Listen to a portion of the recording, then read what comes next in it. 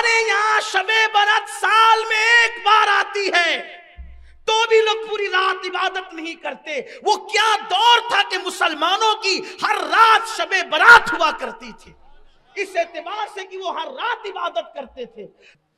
آج کی یہ محفل مسلم امہ کے نوجوانوں کی ذمہ داریوں کے حوالے سے انعقاد پذیر ہے کہ موجودہ دور میں مسلم امہ کے نوجوانوں کی ذمہ داریاں کیا ہیں۔ یہ بات بتائی گئی کہ جو بوڑھے ہوتے ہیں تو بڑھاپے میں بھی انسان چاہ کر بھی بہت کچھ کر نہیں پاتا، اور بچپنے میں بھی انسان کچھ کرنے کا شعور نہیں رکھتا، لیکن جو جوانی کی عمر ہے وہ انسان کی عمر کا ایک خاص حصہ ہے، ایک اہم حصہ ہے۔ اسی لیے اللہ تبارک و تعالیٰ نے جوانی کو بھی پسند کیا اور جوانی کی عبادت کو بھی پسند کیا، لیکن شیطان یہ چاہتا ہے کہ انسان کی زندگی کا جو اصل سرمایہ ہے جسے جوانی کہتے ہیں، اس جوانی کے اندر شیطان انسان کو اغوا کر لے، اس کی فکر کو اغوا کر لے، اس کے خیالات کو اغوا کر لے، اس کے تخیلات اور تصورات کو اغوا کر کے اس کو اللہ کی راہ سے ہٹا کر اس کو شیطنت کی راہ پر لا کے ڈال دے۔ تو اس لیے انسان کو اپنی جوانی کی اہمیت سمجھ میں آنا چاہیے۔ قرآن مقدس کی یہ آیہ کریمہ اللہ فرماتا ہے لَقَدْ خَلَقْنَا الْإِنسَانَ فِي أَحْسَنِ تَقْوِيمٍ، ہم نے انسان کو اچھی صورت پر پیدا کیا۔ اس سے مراد مفسرین فرماتے ہیں کہ انسان کی جوانی ہے۔ جوانی کو اللہ تعالیٰ نے کتنا پسند کیا، اور جتنے بھی بڑے بڑے کام آپ دیکھیں سب جوانوں نے کیا۔ مثال کے طور پر جب ابراہیم علیہ السلام کو نار نمرود میں ڈالا گیا تھا، اس وقت ابراہیم علیہ السلام بالکل جوان تھے۔ اسماعیل علیہ السلام کی گردن پہ جب چھری رکھی جا رہی تھی، اس وقت اسماعیل علیہ السلام ابھی جوانی کی طرف بڑھ رہے تھے۔ اسی طریقے سے ہجرت کی شب رسول اللہ کے بستر پر جس کو سلایا گیا تھا وہ کوئی بوڑھا نہیں تھا، وہ مولائے کائنات سیدنا علی مرتضیٰ بھی جوان تھے۔ اسی طریقے سے صلاح الدین ایوبی جنہوں نے جو ہے اللہ اکبر بیت المقدس کو فتح کیا، اور ان کی فوج کے وہ سارے لوگ وہ سب کے سب جوان تھے۔ اللہ اکبر اندلس کے ساحل پر کشتیاں جلانے والا طارق ابن زیاد جو ہے وہ بھی جوان تھا۔ فاتح سندھ جو ہے وہ بھی جوان تھا۔ فاتح بدر و حنین بھی جوان تھے۔ اس لیے میرے آقا علیہ الصلوۃ والتسلیم کے پیارے دیوانوں، بڑھاپے میں انسان کچھ کر نہیں سکتا، بچپنے میں انسان کو شعور نہیں ہوتا، تو جوانی کی بڑی اہمیت ہے۔ تو اقبال نے جو ہے ایک مسلم جوان کا جو تصور دیا ہے، ایک پرندہ ہے جسے پرندوں کا بادشاہ کہتے ہیں، اس کو عقاب کہا جاتا ہے، کچھ لوگ اس کو شاہین کہتے ہیں، کچھ لوگ اس کو انگریزی زبان میں ایگل کہتے ہیں۔ تو اقبال کہتے ہیں کہ مسلم جوان اور ایگل کے اندر اور شاہین کے اندر کوئی فرق نہیں ہے، حالانکہ وہ ایک پرندہ ہے لیکن پرندوں کا بادشاہ ہے، اس کے اندر کچھ صفات ہے۔ جو باز ہے پرندہ جسے ہم باز کہتے ہیں، عقاب شاہین جس کو کہتے ہیں کہ وہ دوسروں کا کیا ہوا شکار نہیں کھاتا، اسی طریقے سے وہ گھونسلوں میں نہیں رہتا، گھونسلوں میں رہنا وہ اپنی توہین سمجھتا ہے۔ اقبال کہتے ہیں کہ پرندوں کی دنیا کا درویش ہوں میں، پرندوں کی دنیا کا درویش ہوں میں، کہ شاہی بناتا نہیں آشیانہ۔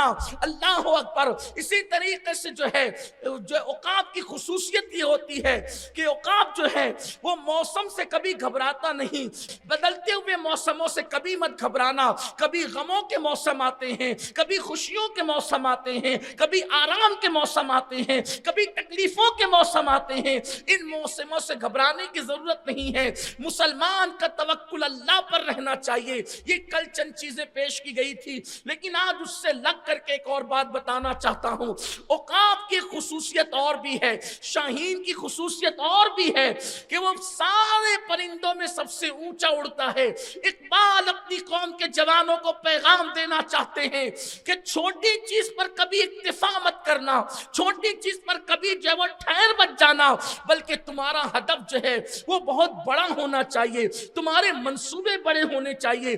یاد رکھنا، انسان جو منصوبہ لے کر کے چلتا ہے وہی کامیاب ہوتا ہے۔ جس کے پاس کوئی زندگی کا منصوبہ نہیں رہتا، जानवर और इंसान की जिंदगी में फर्क है, एक बहुत बुनियादी फर्क ये है कि जानवर की जिंदगी का कोई मंसूबा नहीं होता और इंसान की जिंदगी का मंसूबा होता है। अब अगर मेरी कौम के जवानों के पास कोई मंसूबा नहीं है, कोई हदफ नहीं है, कोई टारगेट नहीं है, तो इसका मतलब आप जानवरों की जिंदगी जी रहे हो।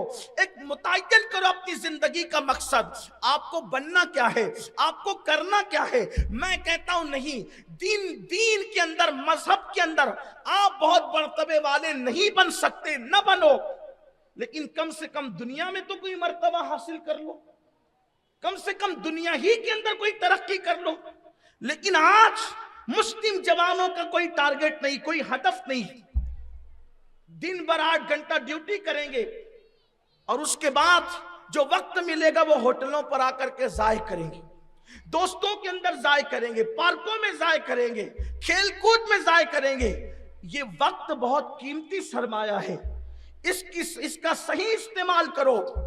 बहुत ज्यादा बाहर रहने की बजाय अपने काम के अंदर अपना वक्त सर्फ करो। उकाब की खुसूसियत है कि वो बहुत ऊंचा उड़ता है, लेकिन बहुत ऊंचा उड़ने के बाद भी उसकी नजर इतनी तेज होती है कि वो अपने शिकार को उस ऊंचाई से देख लेता है। उसकी नजर में इतनी तेजी होती है, इतनी ऊंचाई पर उड़ने के बाद भी उसकी नजर जमीन पे होती है। इकबाल अपनी कौम के जवानों को पैगाम देना चाहते हैं, ऐ मेरी कौम के जवान, तू चाहे जितनी तरक्की कर ले, लेकिन तू कभी मगरूर मत होना। अपनी निगाहों को हमेशा नीची रखना, अपने अंदर हमेशा आजिज़ी रखना, घमंड मत करना, तकब्बुर मत करना। लोगों को आज गुनाह करते हुए रातें कम पड़ती है, पूरी रात मोबाइल लेकर बैठे और ऐन फजर का वक्त आने में उनको नींद आएगी, शैतान थपकियां दे रहा होगा सुलाने के लिए, और ठीक रात के उस पहर में सोएंगे जिस वक्त फजर का वक्त शुरू होने वाला होता है। और अल्लाह अपनी शान के मुताबिक पहले आसमान पर नुज़ूल इजलाल फरमाता है। अवाम की जबान में समझाने के लिए कह दूं कि वो अपनी शान के मुताबिक पहले आसमान पर आता है जैसा कि उसकी शान है, हालांकि वो आने जाने से पाक है। और वो अपने बंदों से कहता है, ऐ मेरे बंदों, मांगो, क्या मांगते हो, जो मांगोगे तुम्हें अता करूंगा। रोजी मांगने वाले रोजी मांगो, खुशी मांगने वाले खुशी मांगो, तंग दस्ती से निजात मांगने वाले तंग दस्ती से निजात मांगो, औलाद मांगने वाले औलाद मांगो। हर रात के आखिरी हिस्से में अल्लाह की रहमतें पहले आसमान पर मुतवज्जे होकर तुम्हारे दरवाजे दिल पे दस्तक दे रही होती है और तुम अय्याशियां करके ऐन उसी वक्त में सो रहे होते हो। मुसलमानों को जिंदगी में कभी तावीज की जरूरत न पड़े अगर मुसलमान रात के आखिरी हिस्से में अल्लाह से मांगना सीख जाए। मैं तावीज का मुनकिर नहीं हूं, लेकिन ये कौम डिपेंड हो गई तावीजात पर। बुखार हो तो तावीज, तकलीफ हो तो मैं कहता हूं जिस कौम का डायरेक्ट ताल्लुक रसूलुल्लाह ने अल्लाह से जोड़ दिया हो, वो कौम अल्लाह को छोड़कर औरों के दरवाजे पे दस्तक दे रही है। जब तक तुम्हारा रिश्ता अल्लाह से जुड़ा रहा और तुमने नबी के वसीले से अल्लाह की बारगाह में तुम सवाल करते रहे, वो क्या चीज थी जो तुमने मांगा और तुम्हें अल्लाह ने अता नहीं किया। लेकिन जब से तुमने अल्लाह को छोड़कर कागज के टुकड़ों को ही अपना सब कुछ समझ लिया, नगी अंगूठियों के पत्थरों को ही अपना सब कुछ समझ लिया, ये तो कोई इस्लामी शियार भी नहीं, इस्लामी अकीदा भी नहीं। अंगूठी में फला किस्म का पत्थर पहनेंगे तो रोजी में बरकत होगी और औलाद होगी और ये होगी। अरे पत्थरों पे यकीन रखने वालों, तुम्हारी किस्मत में पत्थर पड़े। इस्लाम पत्थरों का मजहब नहीं है। रसूलुल्लाह तो दुनिया में तशरीफ लाकर पत्थरों से खिराज वसूल करके बता रहे हैं कि यहाँ पत्थरों को पूजा नहीं जाता, बल्कि पत्थरों से दुरूद और सलाम की नजरें वसूल की जाती है। उसको सलाम जिसको हजर तक करे सलाम, उस पर दुरूद जिसको तहज्जुद शजर की है।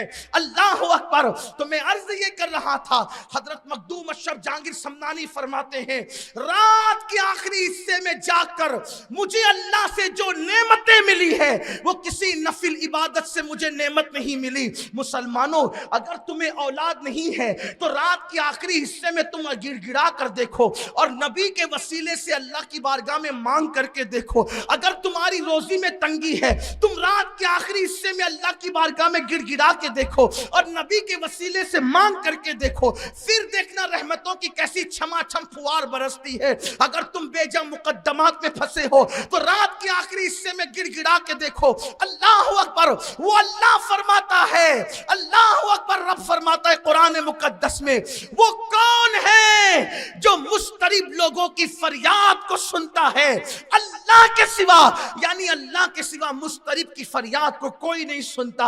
ऐ मेरी कौम के जवानों, उस वक्त तुम सो रहे होते हो जब तुम्हारा मेरा रब तुम्हारे दरवाजे दिल पे दस्तक देकर कहता है जो मांगना है मांग लो, और उसकी शान है इन्नल्लाह ला युखलिफुल मियाद। लेकिन अल्लाह अकबर, हम दूसरों से दुआओं की गुजारिश करते हैं, हम दूसरों के दरवाजों पे दस्तक देते हैं, अपने जैसे इंसानों के दरवाजों पे दस्तक देने वालों, उस कादिर क़य्यूम के दरवाजे पे दस्तक दो, उसकी बारगाह में हाथ फैलाओ, उसकी बारगाह में गिड़गिड़ाना सीखो, जिसकी चौखट से अंबिया को मिलता है, जिसकी चौखट से सहाबा को मिला, जिसकी चौखट से औलिया को मिला, जिसकी चौखट से सबकी झोली भरी, उसकी बारगाह में आओ। मैं बार बार इसलिए कह रहा हूं कि नबी के वसीले से मांगो, नबी के वसीले से मांगो। मैं नबी के वसीले पे इसलिए जोर दे रहा हूं कि हजरत आदम जैसा मासूम 200 साल तक के मांगा लेकिन अल्लाह ने कोई जवाब ना दिया, लेकिन जब कहा अल्लाह बिहक़्क़े मोहम्मद,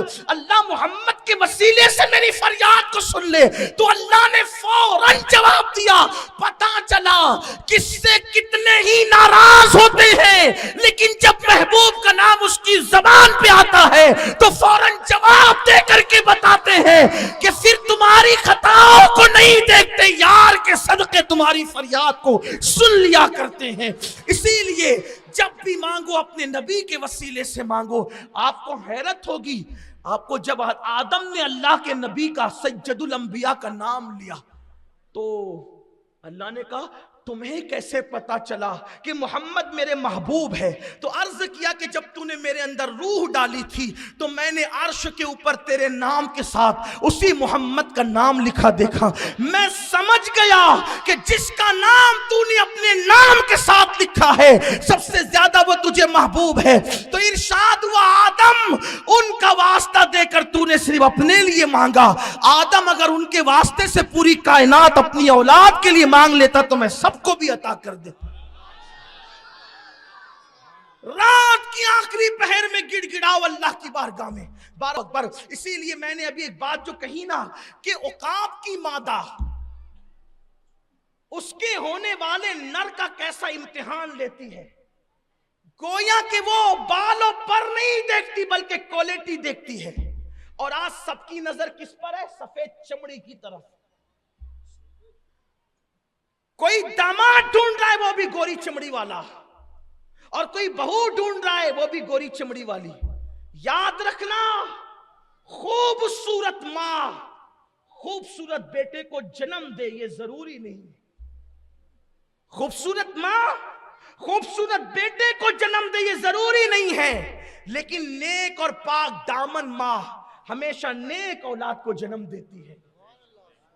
खूबसूरत बाप खूबसूरत बेटे को जन्म दे ये जरूरी नहीं है, लेकिन जो बाप नेक होगा उसकी औलाद भी नेक होगी। इसलिए मेरी गुजारिश है, इतने बड़ी तादाद में मेरे जो नौजवान खड़े हैं, इतने बड़ी तादाद में जो बैठे हुए हैं, आगे पीछे दाएं बाएं खवातीन भी है, मेरी एक गुजारिश है थोड़ा सा मिजाज बदलो। हमने क्या किया? शादी करना है तो अंग्रेजों के तरीके पर, रिश्ता ढूंढना है तो अंग्रेजों के तरीके पर, घर में रहना है तो अंग्रेजों के तरीके पे। अंग्रेज दिलो दिमाग पर कितना छा गए तुम्हारे कि तुम कोई काम उन्हीं के तरीके पे कर रहे हो, तुम रसूलुल्लाह के तरीके पे क्यों नहीं करते? तुम्हारी सोच क्यों बदल गई, फिक्र क्यों बदल गई? अल्लाह अकबर। अंग्रेजों के यहाँ गोरी चमड़ी की बड़ी अहमियत है, तो तुम्हारे यहाँ भी तो गोरी चमड़ी की अहमियत हो गई। याद रखिए, गोरी चमड़ियों की कोई हैसियत नहीं है। सफेद चमड़ियां न देखो बल्कि चेहरे न देखो, किरदार देखो, किरदार। क्वालिटी क्वांटिटी देखो क्वालिटी। इसलिए कि अल्लाह अकबर, कभी कभी तो रंग एक बच्चे के बाद भी जल जाता है, कभी कोई बीमारी आती है सूरत बिगड़ जाती है। कोई जो जवानी में जैसा नजर आता है, ये जवानी में जैसी नजर आती है वैसे बुढ़ापे में नजर आना जरूरी नहीं, 40 साल के बाद वैसे नजर आना जरूरी नहीं। इसलिए सफेद चमड़ी पर तवज्जो देने की बजाय किरदार और कैरेक्टर पर तवज्जो दो। इसलिए कि गोरी चमड़ी वाला शौहर आपके साथ वफा करे इसकी कोई गारंटी नहीं, लेकिन जिसका किरदार अच्छा होगा वो आपके साथ वफा जरूर करेगा। इसलिए हर जवान खूबसूरत बीवी ढूंढ रहा है, हर खूबसूरत लड़की खूबसूरत शौहर ढूंढ रही है। और होता क्या है, इंटरनेट पे बैठ के रिश्ते तय हो रहे हैं, मोबाइल पे रिश्ते तय हो रहे हैं। क्या देखकर? सूरत देखकर, टी शर्ट देखकर, जींस देखकर, चेहरे का वजूद देखकर, जिस्म का मोटापा और दंड देखकर ये रिश्ते तय हो रहे हैं। ये भी कोई रिश्ते तय करने की चीज है? इस्लाम तो कहता है किरदार देखो, कैरेक्टर देखो। अल्लाह के रसूल अलैहि सलाम, अल्लाह अकबर, किस तरह किरदार की बात करते हैं, किस तरह कैरेक्टर की बात करते हैं। हाँ, अगर किसी साहिबे किरदार की सूरत खूबसूरत हो तो फिर सोने पे सुहागा है। मैं ये नहीं कहता कि खूबसूरत लोगों को नेगलेक्ट कर दो, खूबसूरत लोगों का अवॉइड कर दो, मैं नहीं कहता, लेकिन पहले सीरत देखो फिर सूरत देखो। क्योंकि सूरत का कोई एतबार नहीं है, सीरत का एतबार है। सूरतें बनती बिगड़ती रहती है, लेकिन सीरत जिसकी जवानी में अच्छी होगी वो बिगड़ेगी नहीं, आइंदा अच्छी होती रहेगी, उसके अंदर तरक्की होती रहेगी। अल्लाह के रसूल अलैहि सलाम ने अपनी सबसे चहीती बेटी सैयदा तैयबा ताहिरा खातून जन्नत मखदूम कायनात मलके फिरदौस से बरी खातून कयामत सैयदा फातिमतुज़ ज़हरा का रिश्ता जब अपने चचा के बेटे मौलाए कायनात के साथ किया तो अपनी बेटी को क्या जाकर कहा, मेरी बेटी, मैंने अपने खानदान के सबसे बेहतरीन इंसान को तेरे लिए मुंतखब किया है, बोलो तुम क्या कहती हो। मेरे आका सल्लल्लाहु अलैहि वसल्लम के दीवानों, अल्लाह अकबर, नेक सीरत बेटियां घरों में बैठी है, नेक सीरत लड़कों को रिश्ते अच्छे नहीं आ रहे हैं। अल्लाह अकबर, हम क्वालिटी नहीं देख रहे हैं। इन करके बाहर निकलता है गोरा चिट्टा खूबसूरत है लेकिन निकम्मा है, दे दिया बेटी उसको। हंसने की बात नहीं, ऐसे निकम्मे छोकरों को, और मालेगांव की जबान में कहूं तो फुकट खाओ लोगों को बेटियां दे देते हो, फिर पूरी जिंदगी वो रोती रहती है, पूरी जिंदगी अपनी किस्मत पे मातम करती रहती है। सूरतें मत देखो, सीरत देखो। मेहनती है कि नहीं, मुत्तकी है कि नहीं, बाखलाक है कि नहीं, बाकिरदार है कि नहीं, घमंडी तो नहीं है। अगर घमंड वाला है तो न देना, वरना अपनी सूरत पे इतराता रहेगा। आपसे पूछता हूं, हजरत बिलाल हबशी की सूरत क्या थी? हजरत बिलाल हबशी की सूरत, इस्लाम सूरत पर नहीं जाता, इस्लाम सीरत की बात करता है। हजरत बिलाल हबशी की सूरत क्या थी? पूरी दुनिया के मुसलमान मुत्तहिद और मुत्तफिक है इस बात पर, तमाम मकातिबे फिक्र के उलमा, कि बिलाल हबशी रंग के एतबार से गोरे नहीं थे। जब गोरे नहीं थे तो क्या थे, मैं आपको समझ में आ गया होगा क्या थे।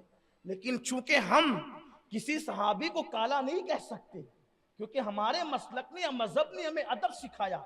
बात तो आपके समझ में आ गई ना मैंने क्या कहा? अगर अभी कह दिया है कि रात है तो मतलब दिन नहीं है, तो जब ये बात कह दी गई कि बिलाल हबशी गोरे नहीं थे तो क्या थे वो आपको समझ में आ गया।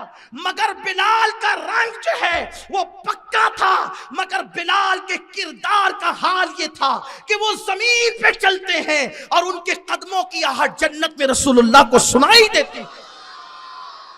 अल्लाह के रसूल अलैहिस्सलाम जब मेराज से तशरीफ लाए तो आका ने फरमाया, बिलाल क्या बात है कि मैंने जन्नत में मेरे आगे आगे, तवज्जो करें, आगे आगे अल्लाह के रसूल फरमा रहे, आगे रंग देखो और ढंग देखो, सूरत देखो और सीरत देखो। क्या सीरत है बिलाल की? कहते अल्लाह के रसूल, मैंने तुझे अपने आगे आगे जन्नत में चलते हुए, तेरी कदमों की आहट मैंने जन्नत में अपने आगे आगे सुनी। एक बात इससे पता चली, नंबर एक, कि हुजूर अपनी उम्मत से कितना प्यार करते हैं, कि हुजूर अपनी उम्मत की छींक की आवाज नहीं पहचानते, सिर्फ खांसी की आवाज नहीं पहचानते, صرف منہ کے نکلنے کی آواز نہیں پہچانتے، اللہ کے رسول تو تمہارے چلنے سے جو قدموں کی آہٹ ہوتی ہے اس آہٹ کو بھی اللہ کے رسول پہچانتے ہیں۔ نبی تمہیں کتنا پہچانتے ہیں کہ تمہارے قدموں کی آہٹ کو بھی حضور پہچانتے ہیں۔ حضور جان رہے ہیں کہ یہ ابو بکر کے پیروں کی آواز نہیں ہے، یہ بلال کے پیروں کی آواز ہے۔ جو قدموں کی آہٹ کو پہچانتا ہو کیا وہ چہروں کو نہیں پہچان سکتا؟ اپنے نبی کی ہم سے محبت تو دیکھو، اپنے نبی کی ہم سے پیار تو دیکھو۔ حضور قدموں کی آہٹ سے تو ماں بھی نہیں پہچانتی، قدموں کی آہٹ سے تو باپ بھی نہیں پہچانتا، لیکن باہر مصطفیٰ جان رحمت تمہاری عظمتوں کو سلام۔ اتنے بڑے ہو کر، اتنی شان والے رسول ہو کر غلاموں پر اتنا کرم کہ لوگوں کے پیروں کی آہٹ کو بھی آپ پہچانتے ہیں کہ یہ بلال کی ہی آواز ہے، یہ ابو بکر کی آواز نہیں ہے، یہ بلال ہی کی آواز ہے، یہ عمر ابن خطاب کے قدموں کی آہٹ نہیں ہے۔ ذرا سوچو تو صحیح مسلمانوں، اپنے نبی کی شان کیا ہے، اپنے نبی کا مقام۔ وہ نبی ہمیں قدموں کی آہٹ سے بھی پہچانے، اور ہم نبی سے اتنے دور ہو گئے کہ ہم نبی کو پہچان ہی نہیں پا رہے ہیں، ہم نبی کی عظمت کو پہچان نہیں پا رہے ہیں، ہم نبی کی شان کو پہچان نہیں پا رہے ہیں، ہم نبی کے وقار کو پہچان نہیں پا رہے ہیں۔ اے میری قوم کے جوانوں، آؤ اپنے نبی سے قریب آئیں، آؤ اپنے رسول سے قریب آئیں۔ سب کے قریب ہو کر کے دیکھا، کبھی اللہ کے محبوب کے قریب بھی ہو کر کے دیکھو، سب کے لیے آنسو بہا کے دیکھا، کبھی اللہ کے محبوب کے لیے بھی آنسو بہا کے دیکھو، سب کے زلف و رخسار کی بات کر کے دیکھا، کبھی مصطفیٰ جان رحمت کے زلف و رخسار کی بھی بات کر کے دیکھو۔ لیکن اپنی گفتگو سمیٹتے ہوئے عرض کروں، بات ختم کرتے ہوئے، کہ سوچو بلال حبشی کا رنگ کیا تھا، لیکن کردار اور کیریکٹر کی وجہ سے بلال کے قدموں کی آہٹ جنت میں آگے آگے رسول اللہ کو سنائی دی۔ میرے کریم آقا سے انہوں نے عرض کی، سرکار نے کہا کیا وجہ ہے بلال وجہ کیا ہے کہ تیری قدموں کی آہٹ میرے آگے آگے جنت میں نے سنی؟ عرض کی آقا آپ جانتے ہیں اور آپ کا رب جانتا ہے حقیقت کیا ہے، لیکن مجھے اتنا سمجھتا ہے کہ جس دن سے میں نے اسلام قبول کیا ہے اس دن سے لے کے آج تک کبھی میں بے وضو نہیں رہتا ہوں۔ جب بھی میرا وضو ٹوٹتا ہے میں فوراً وضو کر لیتا ہوں، اور جب وضو کر لیتا ہوں تو میں اس کے بعد فوراً 2 رکعت نماز پڑھ لیتا ہوں۔ شاید اسی کی برکت ہے کہ جنت میں آپ کے آگے آگے قدموں کی آہٹ سنائی دی۔ بات میں ختم کرنے لگا ہوں، 2 بات کر کے ختم کر دوں گا، لیکن ایک بات سننا۔ آج کل لوگ کہتے ہیں نا کہ جادو ہو گیا، اس پر سحر ہو گیا، اس کو جنات لگ گیا، اس کو چڑیل لگی، یہ ہو گیا وہ ہو گیا۔ آسان نسخہ ہر مصیبت سے بچنے کا، ہمیشہ باوضو رہو، کیونکہ اللہ کے رسول صلی اللہ علیہ وآلہ وسلم فرماتے ہیں جو باوضو رہتا ہے وہ اللہ کے قلعے میں محفوظ ہو جاتا ہے۔ باوضو رہنے والا کس کے قلعے میں ہے؟ اللہ کے قلعے میں۔ جو بادشاہ کے قلعے میں اس کی جان کو خطرہ نہیں، جو اللہ کے قلعے میں اس کو کیسے خطرہ ہو سکتا؟ اسی لیے میرے جوانوں عادت بناؤ باوضو رہنے کی۔ باوضو رہنے کی برکت کیا ہے؟ جو باوضو رہے گا اللہ فرشتوں کو اس کا دوست بنا دیتا ہے۔ جو باوضو رہتا ہے اس کو وسوسے جلدی نہیں آتے، اس کو اللہ وسوسوں سے نجات عطا کرتا ہے۔ اور جو باوضو رہتا ہے اللہ اس کو روزی عطا کرتا ہے۔ جو باوضو رہتا ہے اللہ اس کو نیکیوں کی توفیق عطا کرتا ہے۔ جو باوضو رہتا ہے اس کے دل میں گناہ کی نفرت پیدا ہو جاتی ہے، اور جو باوضو رہتا ہے اس پر بد نظر اثر نہیں کرتی، اور اس پر سحر جادو کا بھی اثر نہیں ہوتا، جو باوضو رہتا ہے۔ اس لیے باوضو رہنے کی عادت بناؤ۔ استنجا کرو تو وضو کرو، بیت الخلا جاؤ تو وضو کرو، وضو ٹوٹ جائے تو وضو کرو۔ وضو کی بڑی برکتیں ہیں۔ اللہ کے رسول صلی اللہ علیہ وآلہ وسلم فرماتے ہیں کہ قیامت کے دن میں اپنی امت کو پہچان لوں گا۔ آقا نے کیا فرمایا؟ قیامت کے دن میں اپنی امت کو پہچان لوں گا۔ اور صحابہ نے کہا یا رسول اللہ وہاں تو سارے نبیوں کی امت ہوگی، آپ اپنی امت کو کیسے پہچانیں گے؟ آقا فرماتے ہیں اگر کالے گھوڑوں میں کسی کے سفید گھوڑے کھڑے کر دیے جائیں تو کیا وہ سفید گھوڑوں کا مالک اپنے گھوڑوں کو نہ پہچانے گا؟ حضور بالکل پہچانے گا۔ تو آقا فرماتے ہیں قیامت کے دن بھی میری امت کی اعضائے وضو 14ویں رات کے چاند کی طرح چمک رہے ہوں گے، میں ان کے چمکتے ہوئے اعضا کو دیکھ کر پہچان۔ اس لیے وضو کثرت سے کرو۔ دوسری اور آخری جو بات کہنے چلا تھا وہ یہ جو رشتے ہو رہے نا، صرف گورا لڑکا چاہیے اور جو ہے وہ اونچا چوڑا چاہیے، یہ چاہیے وہ چاہیے، یہ ساری باتیں دماغ سے نکالو۔ اپنی بیٹیوں کی تربیت ایسے کرو، کلر کیسا بھی ہو لیکن سیرت اور کردار اور کیریکٹر میں وہ مسلمان ہونا چاہیے۔ مسلمان کا مطلب کیا؟ یہ ٹوپی پہن کر کے 2 رکعت نماز پڑھنے والا جمعہ کا وہ جمعہ والا مسلمان نہیں، اور صرف گوشت کھا کر مسلمان بننے والا مسلمان نہیں۔ مسلمان کا مطلب کیا؟ وہ چلے تو اسلام جھلکے، وہ بیٹھے تو اسلام جھلکے، وہ بولے تو اسلام جھلکے۔ کیسا؟ دیکھو مسلمان کیسے تھے، مسلمانوں کی پہچان کیا تھی؟ چند یہودیوں سے بڑا اسلام کا کوئی دشمن نہیں دنیا میں۔ چند یہودی ایک راستے سے جا رہے ہیں تو راستے میں ان لوگوں نے دیکھا کہ بیچ راستے میں پتھر پڑا ہوا ہے۔ یہودیوں نے دیکھا کہ بیچ راستے میں پتھر پڑا ہوا ہے تو آپس میں بات کرنے لگے، شاید اس راستے سے کوئی مسلمان نہیں گزرا ہوگا، شاید اس راستے سے کوئی مسلمان نہیں گزرا ہوگا، کیونکہ اگر کوئی مسلمان اس راستے سے گزرتا تو وہ مسلمان راستے میں پتھر کو پڑا رہنے نہیں دیتا، ہٹا دیتا، کیونکہ ان کے نبی کا فرمان ہے جو راستے سے تکلیف دینے والی چیز کو ہٹا دے تو وہ ایمان کی شاخوں میں سے ایک شاخ پر عمل کر رہا ہے۔ یہ پہلے مسلمانوں کی پہچان تھی، اور آج سب سے زیادہ گندگی جن کے محلے میں ہو، ایک دم کچروں کا ڈھیر پڑا ہو، بدبو آ رہی ہو، ننگے بچے گھوم رہے ہو، عورتیں کمر میں دوپٹے باندھ کر کے ہنڈے سے ایک دوسرے سے مارا پیٹی کر رہی ہو، سمجھ جاؤ یہ مسلمانوں کا محلہ ہے۔ یہ مسلمانوں کے محلوں کی پہچان بن گئی، اور اتنا عتی کرمن ہو کہ اگر ٹرک گزرنے کی جگہ ہو تو رکشہ بھی گزر نہ سکے، ایسی جگہ ہو، سمجھ جاؤ مسلمانوں کا محلہ ہے۔ کیا تماشا بنا رکھا ہے، لوگ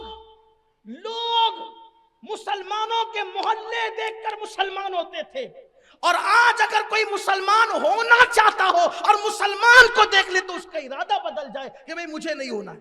یہ صورتحال ہے، بدل گئے، دین سے دور ہو گئے۔ آؤ اپنے دین کی طرف، اپنے مذہب کی طرف۔ جو آخری بات عرض کرنے چلا تھا، ایک بات رشتوں کے حوالے سے، کہ اپنے رشتے جو طے کرو نا، رشتے بیٹیوں کے اور بیٹوں کے، صورت مت دیکھو، سیرت دیکھو، سیرت دیکھو۔ سیرت بڑھتی رہے گی، صورت گھٹتی رہے گی۔ میں نے اپنے بچپنے میں کئی خوبصورت لوگوں کو دیکھا تھا، آج ان کے چہرے دیکھنے کے قابل بھی نہیں، چہروں پہ جھریاں پڑ گئی ہے ایسا، اور کل ہم لوگوں کے چہروں پہ بھی جھریاں پڑ جائے، کیونکہ قرآن کہتا ہے لَقَدْ خَلَقْنَا الْإِنسَانَ فِي أَحْسَنِ تَقْوِيمٍ، ہم نے انسان کو خوبصورت بنایا، ثُمَّ رَدَدْنَاهُ أَسْفَلَ سَافِلِينَ، اور پھر اس کو بڑھاپے کے گڑھے میں ڈھکیل دیا۔ ان بوڑھوں سے جا کر کے پوچھو نا جن کو بڑھاپا آ گیا، ان بوڑھوں سے جا کر پوچھو جن کو بڑھاپا آ گیا، کسی کے گھٹنے میں درد، کسی کی کمر میں درد، کسی کے پیر میں درد، کھانستے کھانستے پوری رات گزر جاتی ہے۔ جو اپنی راتوں کو آوارگی اور عیاشیوں میں گزارتے تھے، آج وہ راتوں کو موت مانگ رہے ہیں، چادروں کے اندر چھپ چھپ کر رو رہے ہیں۔ پوتے کو آواز دیتے تو پوتا بولتا ہے دادا بعد میں آتا ہوں، بیٹے کو آواز لگاتے تو بیٹا بولتا ہے ابا بس تم کو یہی پڑی رہتی ہے۔ بولو ایسے دردناک بڑھاپے سے لوگ گزر رہے کہ نہیں گزر رہے؟ میری قوم کے جوانوں، جاتے جاتے یہ میرے دل کا درد میں تمہارے دل پہ منتقل کر کے جانا چاہتا ہوں، سن لو۔ اگر جوانی میں آوارگی کرو گے، جوانی میں عیاشیاں کرو گے، جوانی میں اللہ کی نافرمانی کرو گے، جوانی میں خدا کی قدرت کو چیلنج کرو گے، جوانی میں نہ اللہ رب العزت کی نافرمانی کر کے اللہ کے عذاب کو چیلنج کرو گے، تو اللہ بڑھاپے کے اندر وہ دردناک عمر دے گا کہ موت مانگو گے تو موت بھی نہیں آئے گی، عزت جائے گی، بستروں میں چھپ چھپ کر کے رو گے۔ اس وقت عبادت کرنا چاہو گے تو عبادت کی توفیق بھی نصیب نہ ہوگی۔ لوگ سوچ رہے ہوں گے یہ بڈھا جلدی مرتا بھی نہیں۔ یہ صورتحال سب کے ساتھ پیدا ہوتی ہے، اس لیے جوانی میں آوارگی نہ کرو، جوانی میں عیاشی نہ کرو۔ جوانی چلے جانے کے لیے ہے، اور بڑھاپا کبھی نہیں जाने के लिए है। इसलिए अगर आज तुम कुत्ता गोली खाकर नशा कर रहे हो तो जरा इसके अंजाम पर भी नजर करना। आज जवानी के अंदर पानी में आग लगाओगे तो एक दिन ये जवानी जरूर ढल जाएगी। अगर जवानी के अंदर तुम जिना के अड्डों को आबाद कर रहे हो, मस्ती मजाक में डूबे हुए हो, तो ये जवानी चली जाएगी। जवानी बहुत मुख्तसर वक्त के लिए आती है, जवानी बहुत शॉर्ट टाइम के लिए आती है, ये जवानी जाएगी। 16 साल से जवानी शुरू होती है और 40 साल पर ये खत्म होने लगती है। अल्लाह अकबर, इतने मुख्तसर वक्त के लिए जवानी आती है, इसमें आवारगी न करो खुदा के लिए। मगर वो जवान जो अपनी जवानी को अल्लाह की इबादत में गुजारे, वो जवान जो अपनी जवानी को पाक दामनी में गुजारे, वो जवान जो अपनी जवानी को नशे से बचते हुए गुजारे, वो जवान जो अपनी जवानी को जुल्म से बचते हुए गुजारे। यानी आजकल के छोकरे 16 16 17 17 साल के कुत्ता गोली, शराब, दादागिरी, गुंडागर्दी, एक दूसरे को मारपीट, बकरी पर झगड़ा होता है और किसी का कत्ल हो जा रहा है मालेगांव। क्या हो गया? बकरियों से ज्यादा क्या इंसान की जान कीमती नहीं है? मेरी कौम के वो लड़के अगर ये समझते हैं कि मैं अपनी जवानी की कुव्वत की बुनियाद पे इसको दबाऊंगा, उसको दबाऊंगा, उसको कत्ल करूंगा, तो सुन लो, जिसने एक इंसान को कत्ल किया गोया उसने पूरी इंसानियत को कत्ल किया। आप कत्ल को समझते क्या है? काबतुल्लाह को अगर शहीद किया जाए, माअज़ल्लाह सुम्मा माअज़ल्लाह, काबतुल्लाह की हुर्मत से खिलवाड़ किया जाए तो अल्लाह उतना नाराज नहीं होता जितना किसी मुसलमान के कत्ल से अल्लाह नाराज होता है। लोगों ने मुसलमानों की एक इंसान की जान को बहुत हल्का समझ लिया और जवानी के नशे में इतने डूब गए कि छोटी छोटी बातों पे तलवारें चल रही हैं। मैं तलवार चलाने वाले लड़कों से कहता हूं, एक दिन तुमको भी बुढ़ापा आएगा, तुम भी जवानी से एक दिन छुटकारा लोगे। और जवानी तुम्हारी मर्जी से नहीं जाएगी, जवानी आती भी अल्लाह की मर्जी से और जाती भी अल्लाह की मर्जी से है। हमने बड़े बड़े दादा लोगों को देखा कि बुढ़ापे के अंदर उनको कोई पूछता भी नहीं, घर के अंदर जलील होकर के बैठे।